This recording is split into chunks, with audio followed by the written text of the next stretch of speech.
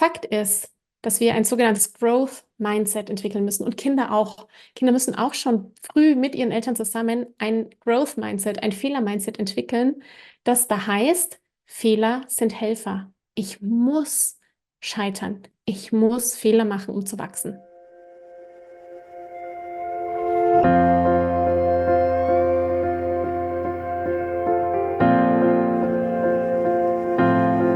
Hallo und herzlich willkommen bei Loslassen und gemeinsam wachsen, deinem Podcast rund um bewusste und bedingungslose Elternschaft.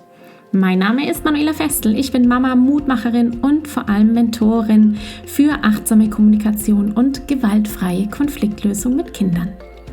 Und genau darum geht es auch hier in diesem Podcast.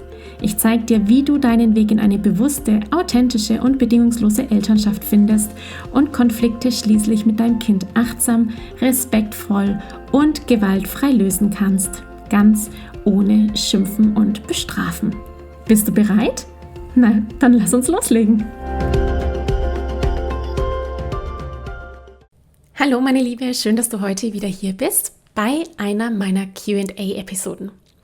In diesen speziellen Folgen beantworte ich eine Frage aus meinem Mentoring-Programm Gemeinsam wachsen, in dem Mamas im Coaching ihre persönlichen Herausforderungen im Alltag mit ihrem Kind mit und in der Community teilen und von mir Klarheit, Bewusstsein und natürlich Impulse und Anregungen zur Konfliktlösung bekommen. Ich freue mich, dass ich dir hier im Podcast meine Werkzeuge, Einblicke und Reflexionsfragen an die Hand geben kann, damit du und dein Kind an den Herausforderungen und den Konflikten, die ganz natürlich in jedem Familienalltag sind, gemeinsam wachsen könnt. Wie immer geht es hier um Prinzipien der bewussten Elternschaft. Das heißt, es geht um achtsame, bewusste Kommunikation, authentische Verbindungen und das Loslassen von alten Verhaltens-, Denk- und Sprachmustern. Wenn dir das Thema heute gefällt und du mehr über gemeinsam wachsen erfahren möchtest, findest du wie immer weitere Infos dazu in den Shownotes. Wie gewohnt lese ich dir jetzt erst einmal die Frage der Mama aus der Community vor und dann geht es auch schon direkt los. Ich wünsche dir ganz viele Erkenntnisse, Klarheit, Bewusstsein und vor allem Freude bei dieser Episode. Los geht's. Liebe Manuela, ich hätte 2 Fragen. Selbstbewusstsein, Selbstvertrauen, Stolz. 3 unterschiedliche Sachen. Mein Sohn fällt es schwer, sich zum Beispiel über gute Noten zu freuen. Er verbietet sogar seiner Lehrerin, diese zu erwähnen. Er erkennt selbst seine Leistungen nicht an, macht sie sogar runter. Auch fällt es ihm schwer, sich über Dinge, ob materiell oder nicht materiell, zu freuen. 2. Flinte ins Korn werfen. Bei schulischen Aufgaben verlässt meinem Sohn sehr schnell der Mut. Sobald ihm eine Aufgabe nicht auf Anhieb klappt, er sie nicht versteht oder aber es so lange dauert dafür, wird er ungehalten und blockiert sofort. Mir fällt es in beiden Situationen mittlerweile sehr schwer, die Ruhe zu bewahren, ihm gut zuzureden. Was kann ich tun? Das ist ein großes Thema, das du da hast und das du mitbringst, weil es ganz, ganz schwer, ganz, ganz auffällig und ganz klassisch mit dem Fehler-Mindset einhergeht. Also wie gehen wir mit Fehlern um?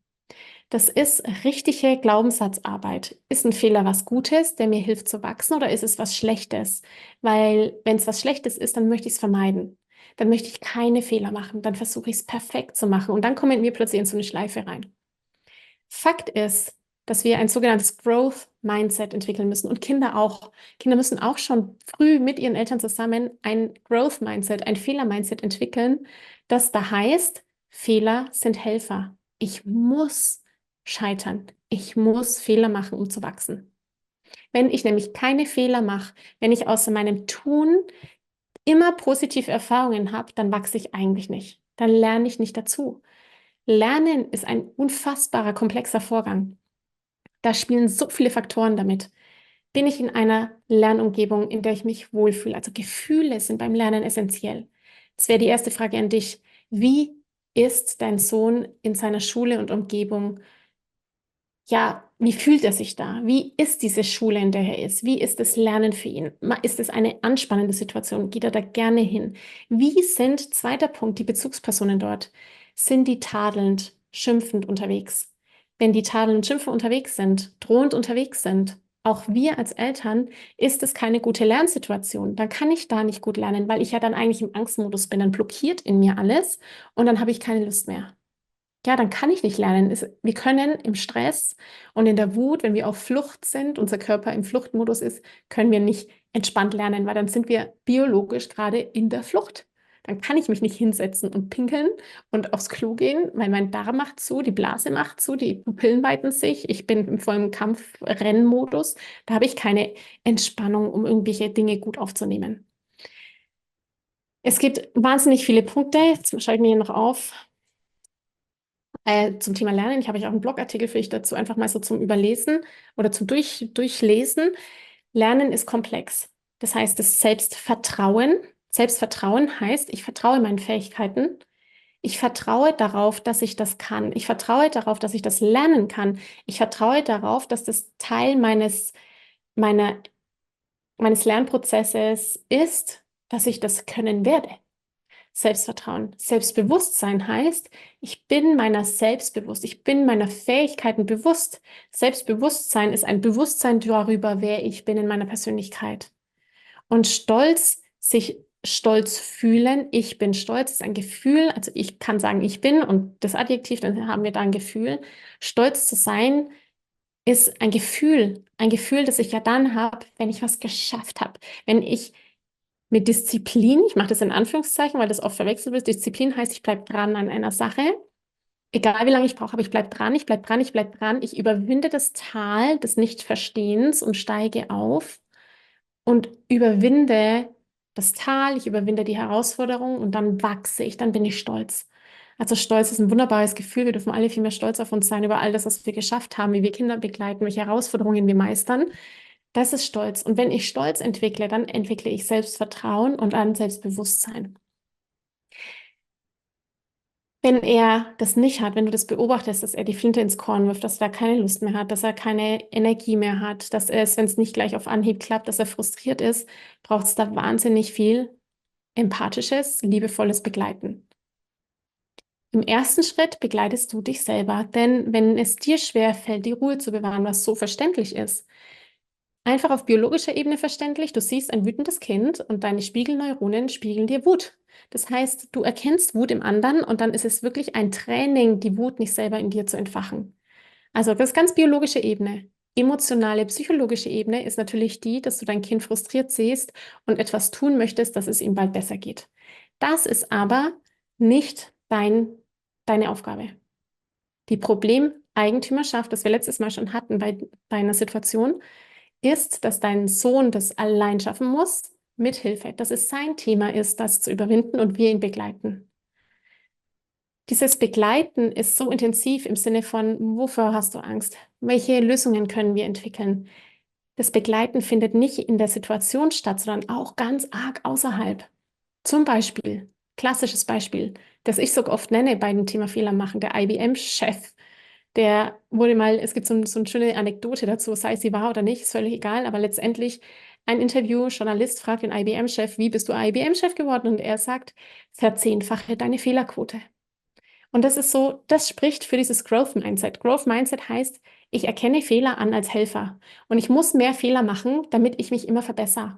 Damit ich von 10 Versuchen 9-mal scheitere und einmal den Erfolg habe. Und dieser eine Erfolg, der ist wichtig für meine Entwicklung, genauso wichtig wie das 9-mal Scheitern, um dahin zu kommen. Und dann entwickle ich auch Selbstvertrauen, dann entwickle ich Stolz, dann entwickle ich Selbstbewusstsein. Ich kann das nur entwickeln, indem wir Fehler machen. Wir können nur besser werden als Eltern in Konflikten, weil wir durch die Konflikte durchgehen, weil wir gemeinsam wachsen an den Konflikten, weil wir feststellen, wo hat es nicht geklappt. Wir haben festgestellt, Schreien hat uns nicht weitergebracht. Ich habe festgestellt, den Schnulli aus dem Gesicht meiner Tochter zu ziehen oder in ihr reinzupressen mit Gewalt, bringt mich überhaupt nicht weiter. Das macht mir ein schlechtes Gefühl und es schadet unserer Beziehung und meinem Kind auch noch und Gewalt ist es auch noch. Als kleines Beispiel am Rande. Es ist ja nicht so, dass das Einzige gewesen wäre. Das heißt, wir gehen durch schlechte Erfahrungen, wir gehen durch Schmerzen, um daraus was Neues zu entwickeln. Und es kann nicht anders sein. Es muss so sein. Wir können nur Liebe spüren und geben und empfangen, wenn wir das Gegenteil davon erlebt haben. Wir können nur wissen, wie sich Misserfolg anfühlt, wenn ich Erfolg erlebt habe. Und dieses Begleiten, was du da tun kannst, ist ein langes Begleiten deines Kindes, ein richtiges Fehler-Mindset entwickeln, ein Growth-Mindset zu entwickeln und zu sagen, Rome wasn't built in a day, also Rom war nicht an einem Tag gebaut. Es führen viele Wege nach Rom. Es ist nicht immer die eine Antwort, sondern es gibt so viele Wege. Es gibt unfassbar viele Wege, um zu dieser Lösung in dieser Aufgabe zu kommen, um diese Hausaufgabe zu bewältigen, um das zu verstehen. Und das auch anzuerkennen, dass die Art und Weise, wie ein Lehrer etwas erklärt hat, eben nicht für 30 Kinder gleich verständlich sein muss, weil es sind 30 unterschiedliche Gehirne, die 30 Mal unterschiedlich arbeiten, die 30 Mal unterschiedliche Vernetzungen haben. Eigentlich kann das so auch gar nicht funktionieren, weil das funktioniert nicht. Wir brauchen einfach ja verschiedene Ansprachen. Manchmal muss man es um einen Umweg erklären, damit es jemand versteht. Es braucht da wahnsinnig viel Geduld und ein wahnsinnig großes Begleiten, Annehmen. Im ersten Schritt bei den Situationen kümmerst du dich um dich selbst. Hinterfragen und sagen, okay, was spüre ich gerade in mir, was brauche ich gerade? Das sind die wichtigsten Schritte der achtsamen Kommunikation. Abstand nehmen, beobachten, dich selber beobachten. Oh krass, ich merke gerade, ich bin angespannt. Oh, welches Gefühl habe ich, welche Gedanken habe ich, welches Bedürfnis habe ich? Das ist der erste Schritt und das ist deine Übung im allerersten Schritt, denn nur dann, wenn du wieder in der Balance bist, kannst du überhaupt deinen Sohn durchmanövrieren durch die Herausforderungen, die da sind.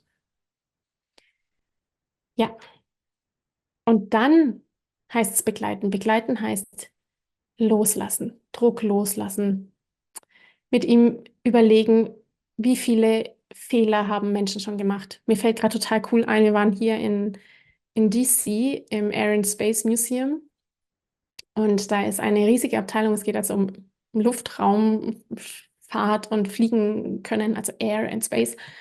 Und da gab es eine riesige Abteilung von den Gebrüder Wright, die bekannt sind dafür, dass sie das Fliegen ermöglicht haben.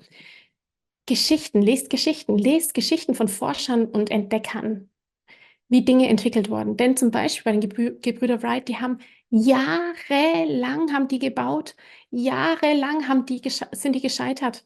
Die haben Fahrräder hergestellt und haben dann mit den Ketten und Konstruktionen der Ketten dann versucht, eben dieses Flugzeug zu bauen.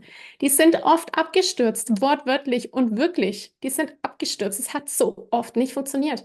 Aber sie haben so sehr daran geglaubt, dass sie es können. Sie haben so sehr daran geglaubt, an ihre Vision fliegen zu können. Sie wussten, dass sie es können. Sie wollten dranbleiben. Das war Disziplin. Die wussten, dass ihre Idee vom Fliegen irgendwie Realität wird. Und die sind viel gescheitert. Die sind richtig viel gescheitert. Ich finde sowas immer hilfreich, mit Kindern durchzumachen, wirklich zu sehen, die Dinge, die erfunden worden sind, wie viele Jahre Menschen geforscht haben an einem Thema, wie oft die trauernd, Hände über den Kopf da saßen und geweint haben. Auch ich als Unternehmerin, wie viele Stunden habe ich schon geweint, weil die Dinge nicht funktionieren und ich bin dran geblieben. Wie oft hast du was versucht und es hat nicht geklappt und irgendwann hat es geklappt? Suche Geschichten, suche Erfahrungen, suche Themen, die ihn begeistern und recherchiere daran, wie oft Menschen schon Fehler gemacht haben und was Gutes daraus geworden ist. Das sind die Geschichten, die mir früher uns am Lagerfeuer erzählt haben, um uns Mut zu machen und an uns zu glauben. Und dann fällt es ihm auch leichter, an sich zu glauben. Ich danke dir von ganzem Herzen, dass du dir heute Zeit genommen hast, diese Podcast-Folge anzuhören. Wenn du noch mehr Impulse, Ideen oder Inspirationen auf deinem ganz persönlichen Weg zur bewussten und bedingungslosen Elternschaft suchst, dann abonniere unbedingt meinen Newsletter oder du folgst mir auf Instagram, Facebook oder Telegram. Wenn auch du mal eine Frage stellen möchtest, dann komm am besten auf meine Warteliste von Gemeinsam wachsen, meinem 12-wöchigen Mentoring-Programm von der Wut zu Respekt und liebevollen Eltern-Kind-Kommunikation. Das findest du unter sprachzeichen.de/gemeinsam-wachsen-Warteliste. Wenn dir die Folge gefallen hat, freue ich mich natürlich riesig über einen Kommentar und natürlich, wenn du die Folge bei deinen Freunden und Freundinnen teilst und meinen Podcast abonnierst. Jetzt wünsche ich dir aber alles Gute. Wir hören uns sicherlich bald. Viele liebe Grüße. Ciao, ciao.